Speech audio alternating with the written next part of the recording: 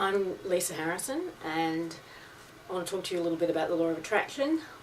In my experience of holding Law of Attraction meetings and working with business partners and clients on how to implement the Law of Attraction in their lives, the most common question is, what's the single most powerful thing I can do to attract what I want? And in my opinion, there isn't one, there's actually three things. And they're simple things, but I find them incredibly powerful and effective, and you notice the changes immediately. The first one being gratitude, which everybody talks about, which is great because it really is that important. It's important to notice, acknowledge, and give thanks for all of the things that are appearing in your life that please you. Do it as often as you can, make it a habit. But also gratitude is a great tool for doing number 2 and number 3. Now, number 2 is never finish a negative thought.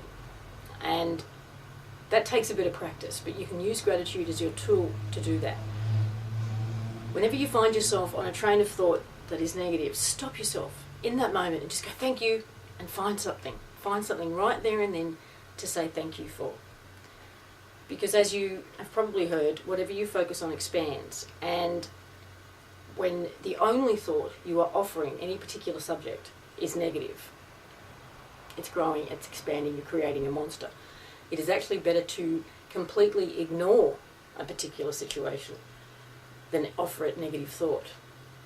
And I don't mean that in the sense of being ignorant, burying your head in the sand. I just mean that unless you can offer a positive thought, don't offer any thought. And what tends to happen is the situation will either dissipate or a resolution will show itself to you that feels easy to implement. It feels the natural thing to do. And that will happen in due course. So in the meantime, don't think anything negative about a particular situation, about anything.